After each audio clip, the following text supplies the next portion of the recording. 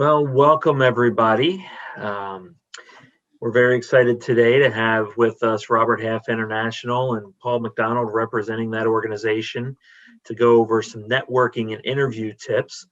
So, in a few minutes, I'm going to go ahead and pass it over to him. But first, I wanted to introduce Simran Bagdia, who is the Human Resources Manager for our Student Advisory Committee. Simran's going to talk to us about opportunities within that committee that you can take advantage of. Simran? Yeah, hey everyone. Thank you, Ray, for that warm introduction. I really appreciate it. So like you mentioned, I'm part of the Student Advisory Committee for Enactus, and I'm the recruitment director this year. So I just wanted to let you all know that we're currently recruiting for next year's Student Advisory Committee members. So if you're currently really involved in your Enactus chapter and you're looking to get even more involved and gain leadership skills, then I'd highly recommend you apply. I'll put the link in the Zoom chat now. And personally, I've been on the SAC for 2 years, and it's really helped me in my personal and professional development skills. So I recommend applying and telling all of your other Enactus friends about it. And the deadline is March 31st at 11:59 p.m. Eastern Time. So make sure you apply before then, and I'll put the link in the chat now. Thank you. Wonderful. Thank you so much for sharing that. All right. Paul, thanks for joining us today, and I look forward to hearing what you have to say. Thanks, Ray, and thanks to Enactus for inviting me in. Hopefully you can all hear me just fine. I'm working from home these days. Many of you are probably working from locations that you weren't heretofore, at least until 10 or 11 months ago.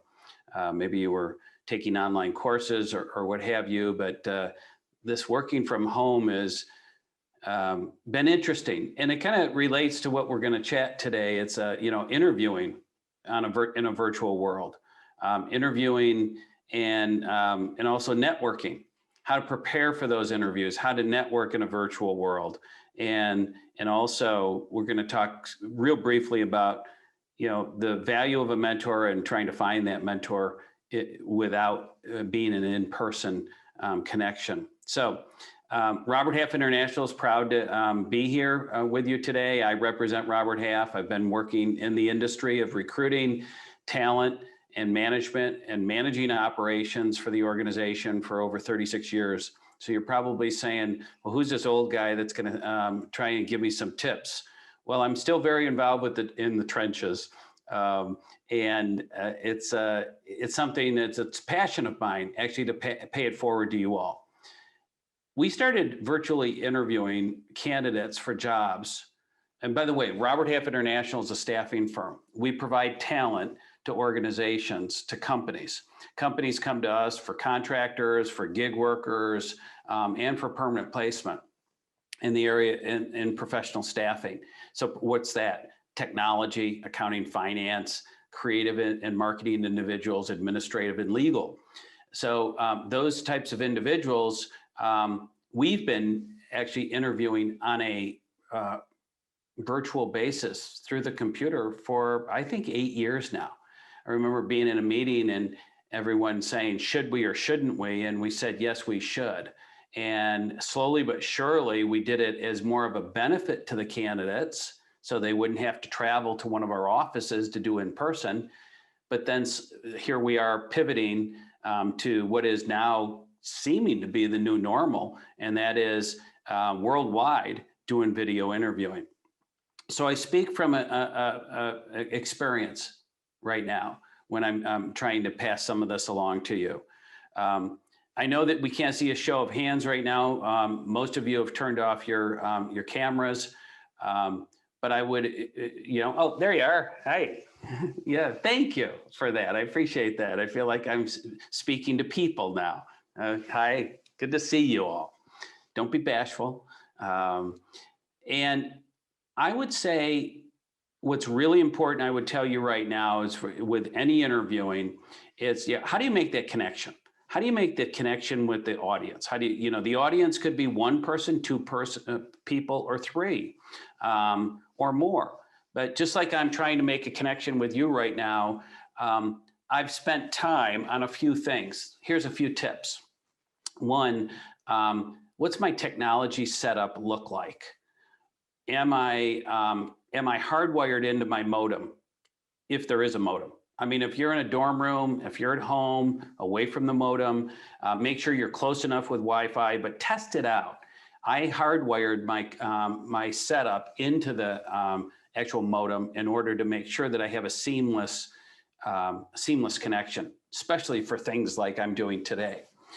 When I'm presenting to other audiences, I make sure that I've got as much of a quiet background as I possibly can have.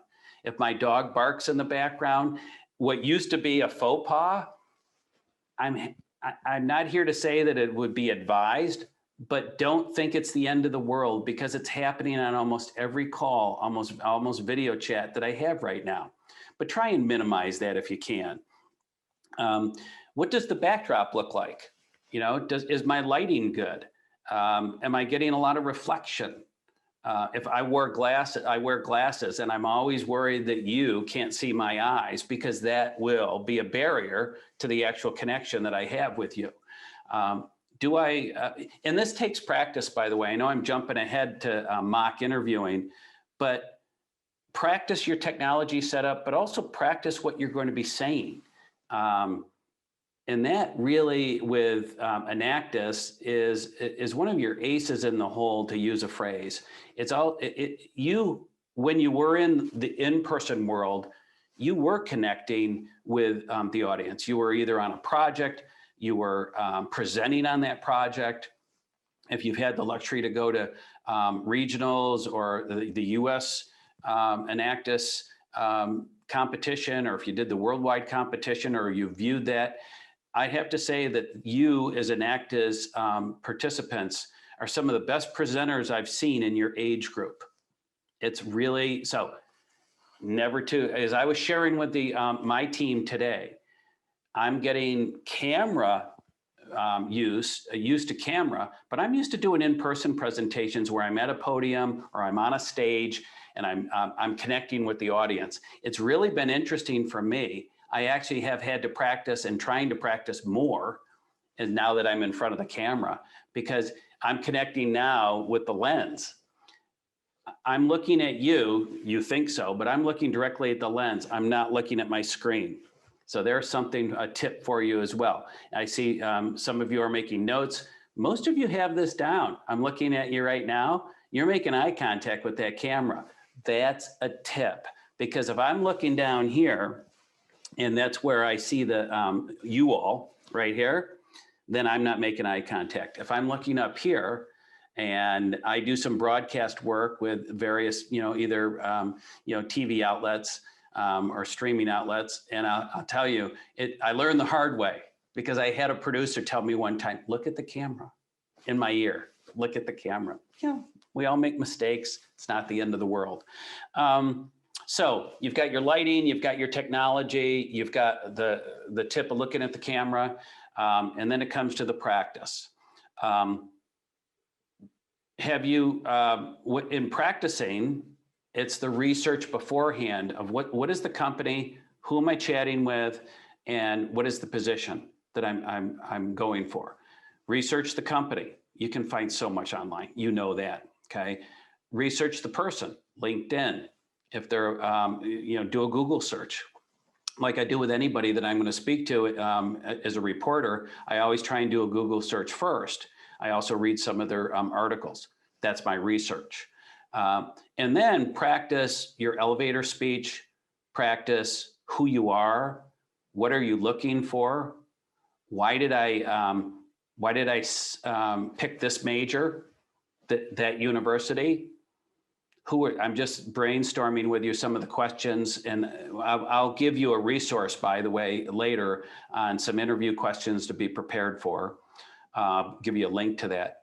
But it's what are my goals in my first job? What type of company do I want to be a part of? What's important to you with your next employer, your first employer? Where do you see yourself in 5 years? That's one that always comes up. What don't you want to do? Be prepared for that one, because most of us come back and, you know, many times we say we're open to almost anything. Well, that shows lack of direction. I would come up with 1, 2, or 3 things, but then always, you know, I want to be a software engineer. I like coding. I'm a gamer that also has been involved with, you know, on campus with coding for a new game with a team of us are you know, doing this. But I'm also interested in most technology positions that could lead to those if they're not available right away, right? So you're leaving the door open for other things, but you're showing direction right away. I remember coming out of my first job. I was working for a CPA firm called Price Waterhouse, and that was before it was PricewaterhouseCoopers. That was my first job off campus.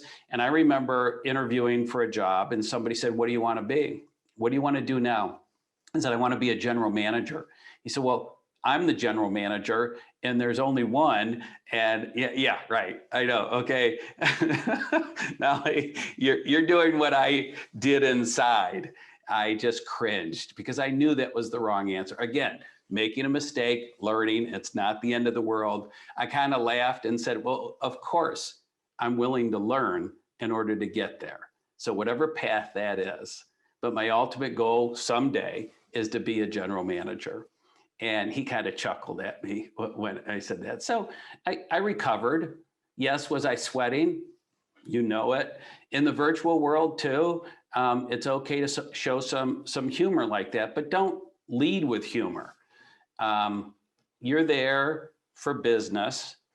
By the way, I didn't mention it. I'm dressed for business. I don't have a tie on today. Many times, if I were to go to an interview today, I would wear a tie. Well, if the research, now, again, I'm an accounting and finance person. I'm an operations person. I'm an executive person. I've had people say that are creative related that maybe I would be overdressed with that tie or sport coat. So do a little research of what the environment is beforehand, if you can. LinkedIn is your friend. Many people that have gone before you can be great resources. What I mean by that is 2 years ago, 3 years ago, somebody graduated from your university. You noticed on LinkedIn that they're working for the company you're going to be interviewing with, or they did in the past. Reach out, try and gather some intel. Also, this leads me to, okay, that's interviewing, that's the technology setup that you might have. And I know I'm going through that really quickly. I'm watching my time. LinkedIn can be your best friend too, to find a mentor. So that person that I just advised that you reach out to do research on a company might have gone on the path like you are about ready to go on, and 2 or 3 years ahead of you. And as a result, they may be a great person for you to bounce questions off. So that could be your intro. After you do, a research and have a discussion with them.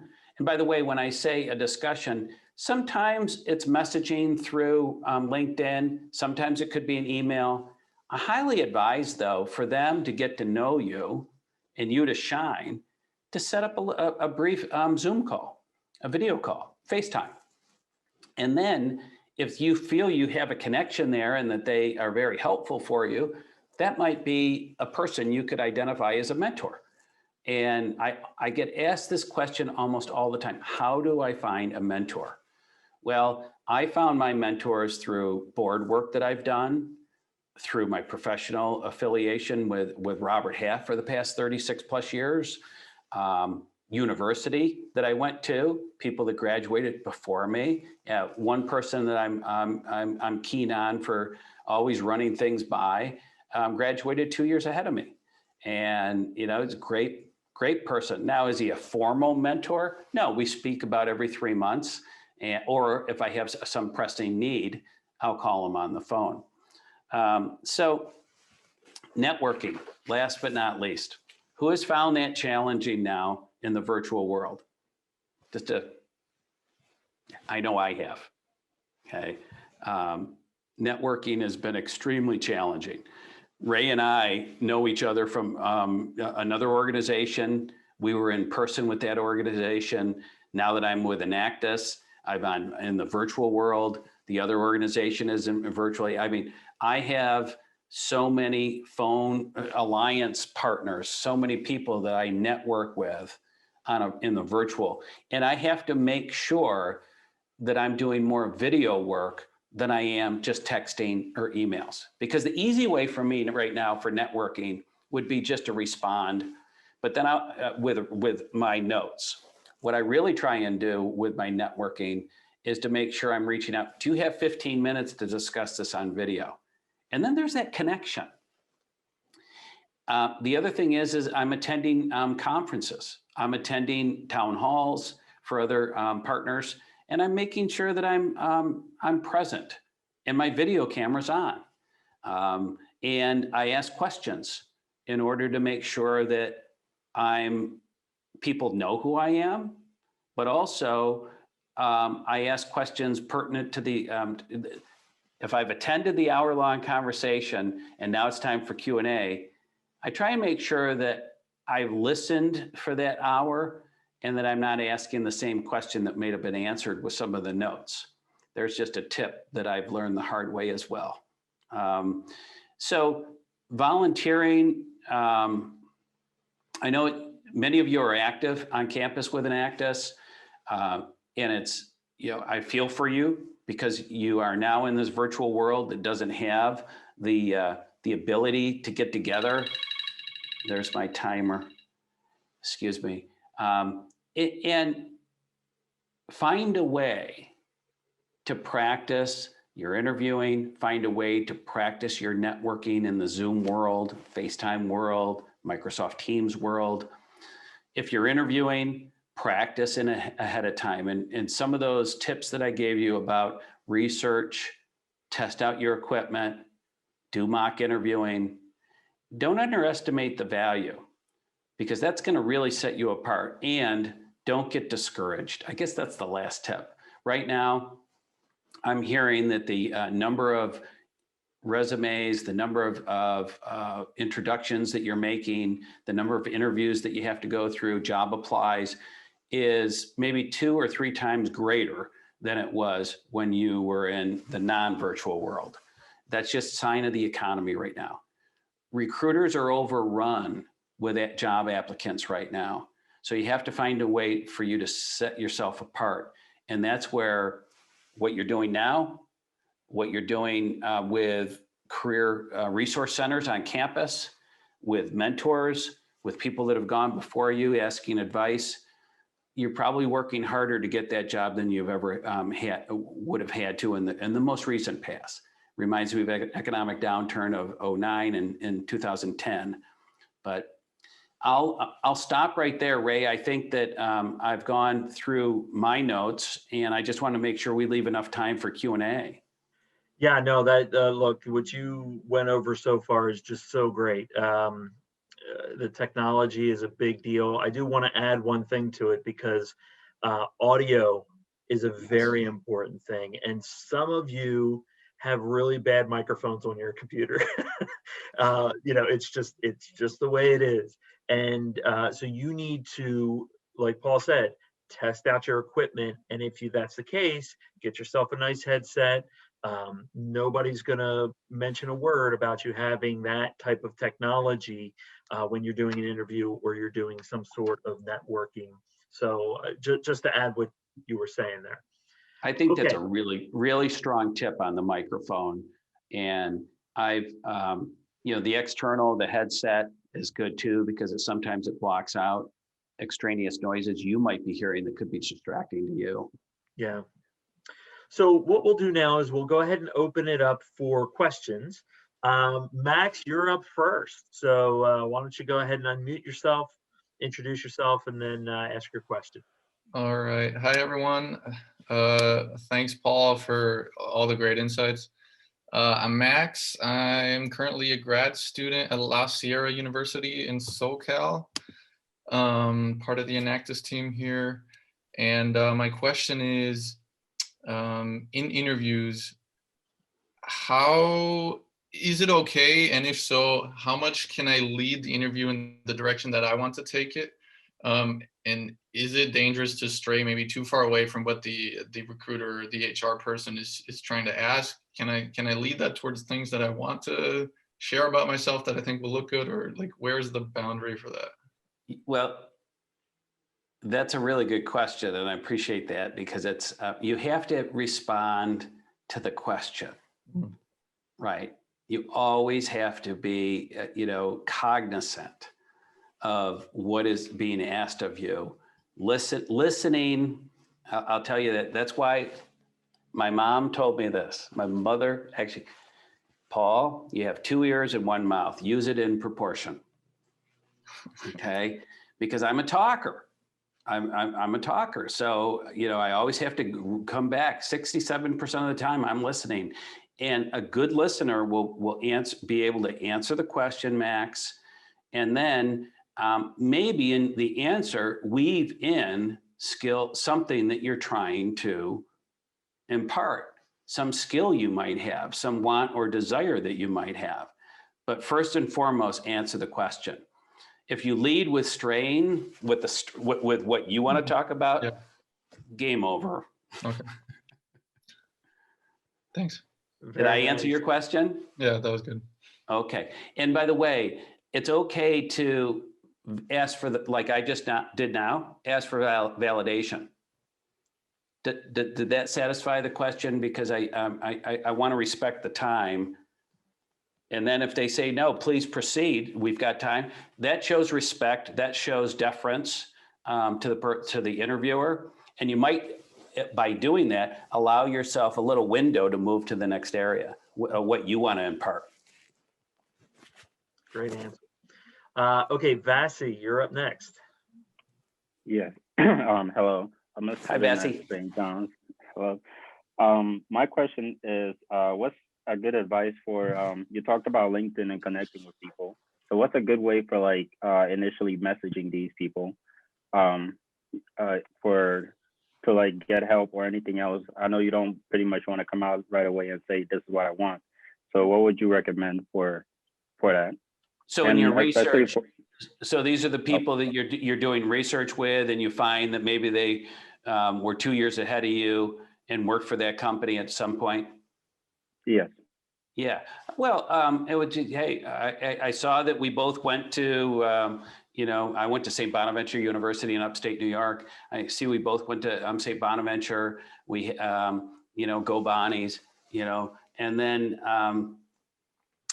I'm wondering if you'd be able to spend some time with me on a quick video chat to chat about your experience. I'm in the process of interviewing with the organization and researching the organization, and I would really value any time that you might be able to spare for me.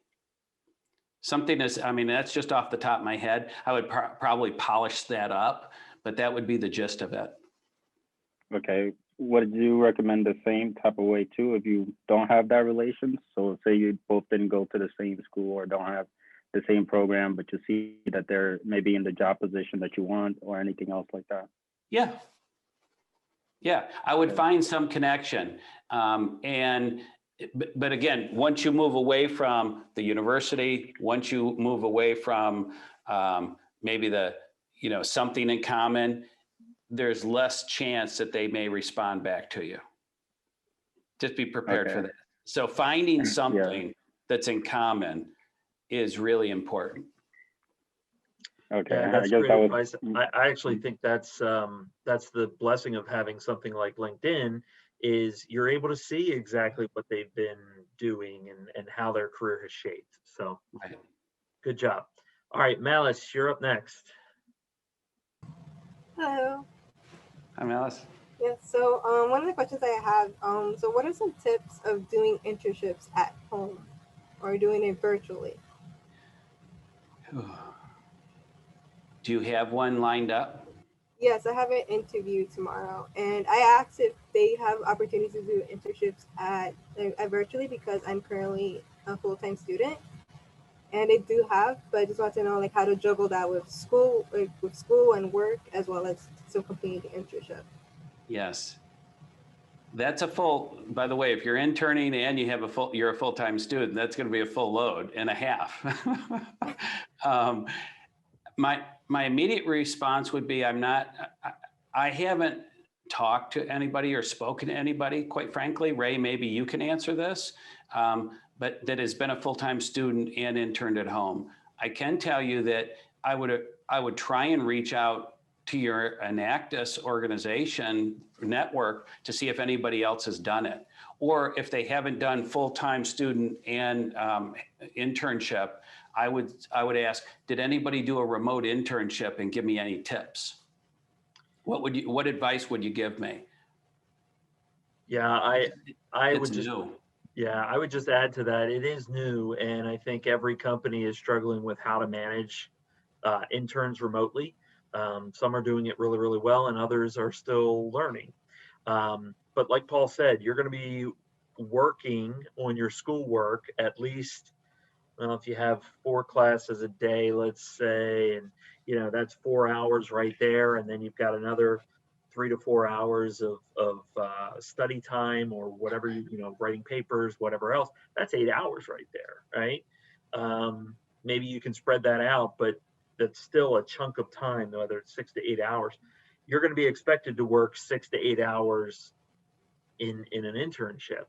And my advice with you is, from the employer side, is if I'm hiring you as an intern, I'm expecting you to work. I'm not expecting you to wait until I give you something, and while you're waiting, do your schoolwork or watch YouTube or whatever else. I'm expecting you to do work, whether that's networking around the company, meeting other people, looking for work to do. So take it seriously, because that's the only way you're going to get that either full-time offer at the end of the internship or recommendation at the end of the internship. You want either one of those, whichever one's available to you. So yeah, take it seriously. It's not going to be easy for you if you're doing it during the semester, but it can be done. Thank you. Good luck. Okay, Ronya, you're up next. Okay, hi. So I wanted to ask, I've heard a lot of people recommend, like after you have an interview, to send some kind of like thank you email, thank you for your time, thank you for interviewing with me.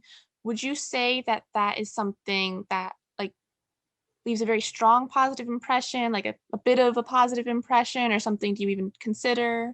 And how long would you say something like that should be? I mean, I assume pretty brief, but. You're saying after the interview, a thank you? Yeah. Oh, yeah. Well, first of all, do it for sure. I mean, if the question was ever, and I've been asked this question, should I do it or shouldn't I do it? Yes, do it. It's brief. Reiterating your interest, obviously, if you're interested. I look forward to, continuing on to the next step of the process. The position of X is very interesting to me. And I look forward to continuing on the process and seeing where, again, I'm ad-libbing here, but we have examples on roberthalf.com of under the resource section for people looking for work or people that are working on how to write a thank you, how to write a cover, how to write a resume. There's many resources there that you can go to, but we've done studies in the human resource and hiring managers that we polled, many of them over the years. We've been doing this 73 years, by the way. I haven't, the company has. And I would say that they overwhelmingly like having thank you notes come their way. Okay. All right. Thank you. I would actually email or handwritten or both.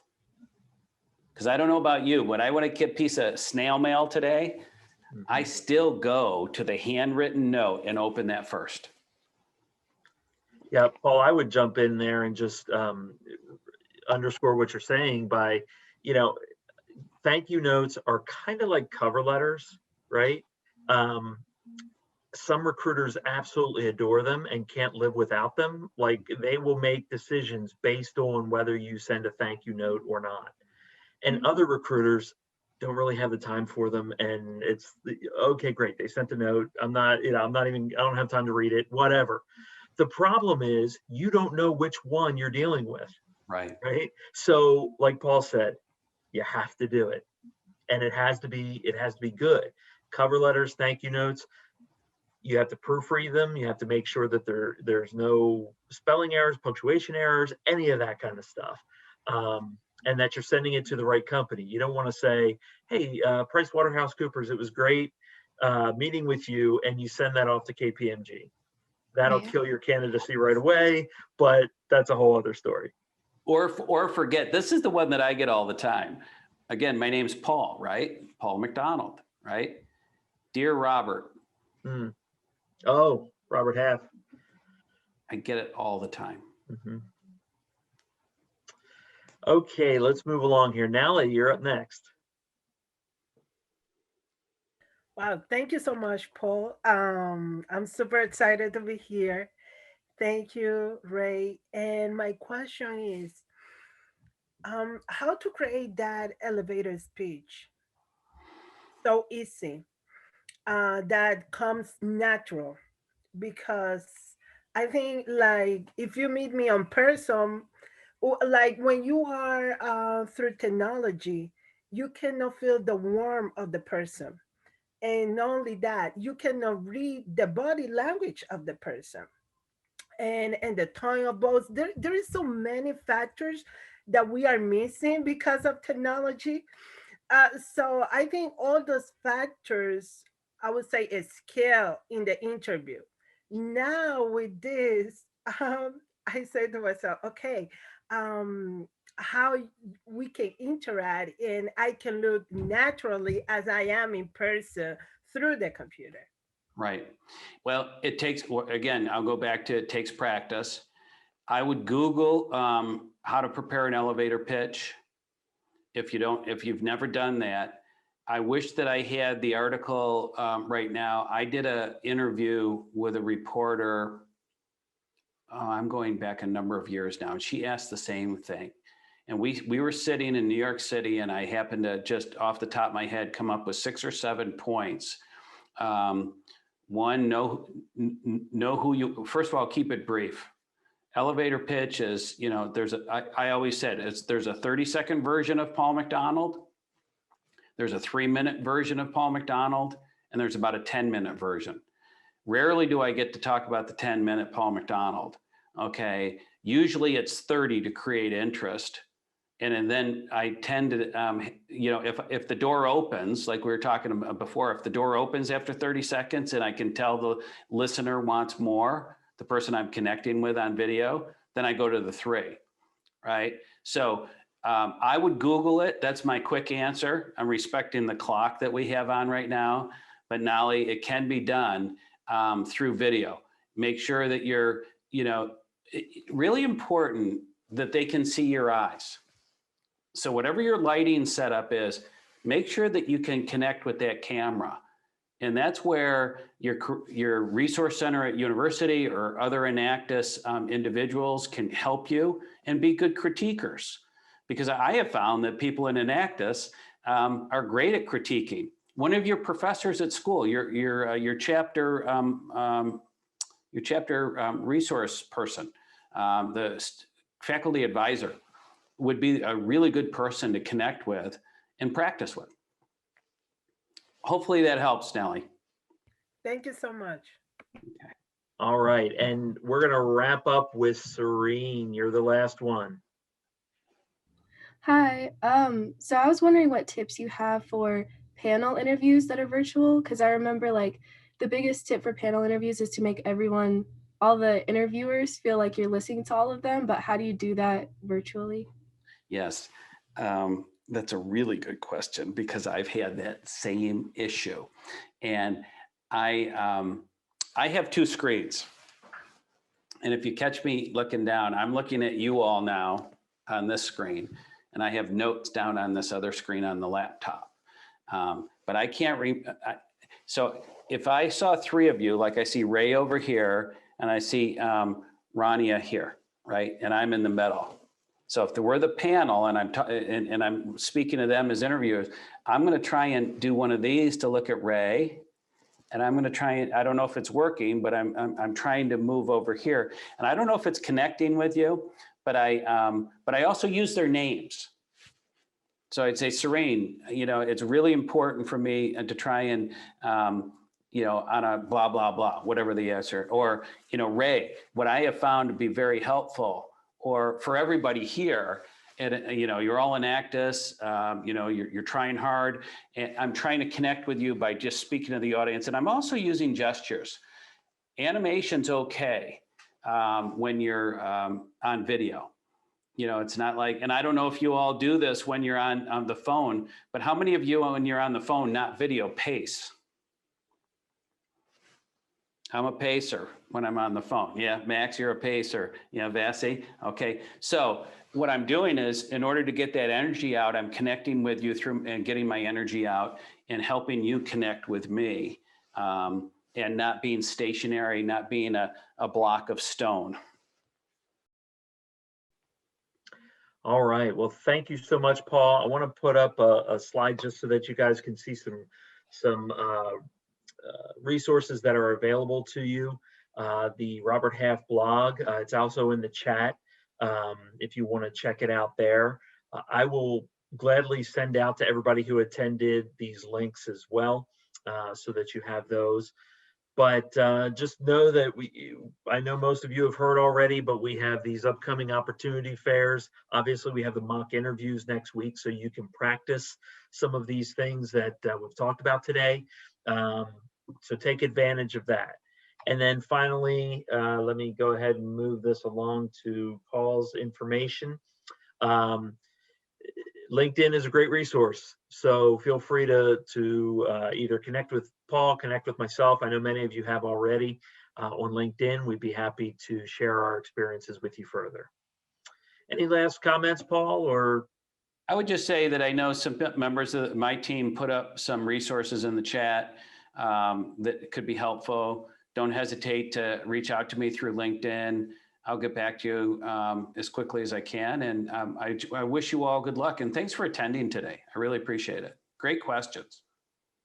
Well, thank you all. And thank you, Paul. Thank you to your team as well for putting together such great information for you. We look forward to seeing everybody at the next career event, and have a great day, everybody. Bye-bye.